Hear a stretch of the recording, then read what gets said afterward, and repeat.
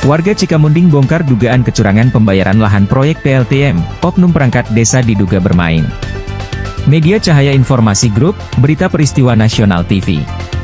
Ketidakjelasan pembayaran lahan proyek pembangkit listrik tenaga mikrohidro yang berlokasi di wilayah Cikamunding, kini mulai menemui titik terang. Namun bukan dalam bentuk penyelesaian, melainkan terbukanya dugaan praktik curang yang melibatkan oknum perangkat desa. Warga mengungkap bahwa hingga saat ini belum ada kejelasan dari pihak perusahaan maupun kepala desa terkait harga pasti pembebasan lahan mereka.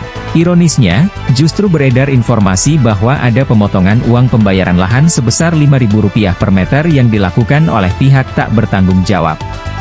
Padahal, harga per meter bervariasi mulai dari Rp18.000 hingga Rp200.000. Yang lebih mengejutkan, pemotongan itu dilakukan tanpa adanya musyawarah atau kesepakatan resmi dengan warga. Proses pengukuran lahan pun berlangsung secara sepihak tanpa melibatkan pemilik lahan.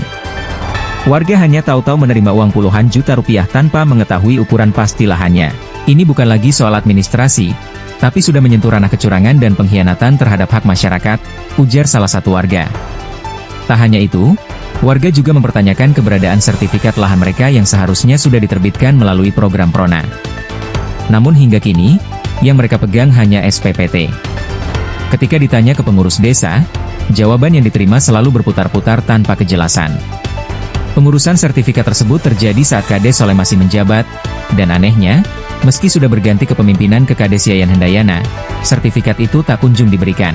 Bahkan ada warga yang bersedia menebus sertifikat dengan uang, tapi tetap tidak diberikan.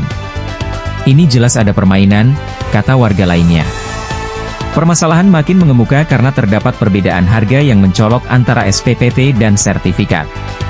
Beberapa warga menerima Rp50.000 per meter untuk SPPT, namun hanya Rp30.000 per meter untuk sertifikat.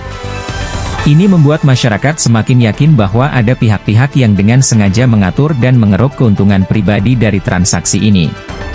Masyarakat pun menuntut pengukuran ulang secara transparan dengan melibatkan pemilik lahan, serta kejelasan harga yang disepakati dua pihak, bukan keputusan sepihak. Mereka juga meminta ganti rugi atas tanaman tumpang sari yang ada di lahan garapan.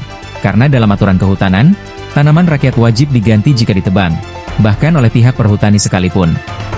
Kalau penebangan dilakukan tanpa ganti rugi, apalagi oleh perusahaan, maka jelas itu melanggar. Kami minta hak kami dipenuhi, baik lahan maupun tanaman, tegas warga. Masyarakat kini mendesak pihak berwenang, baik dari pemerintah kabupaten, inspektorat, hingga aparat penegak hukum untuk segera turun tangan menyelidiki dan menindak tegas oknum yang terlibat. Kasus ini bukan hanya soal tanah, tapi tentang keadilan dan martabat rakyat kecil yang dipermainkan. Agus Bobi, reporter media BPN TV melaporkan.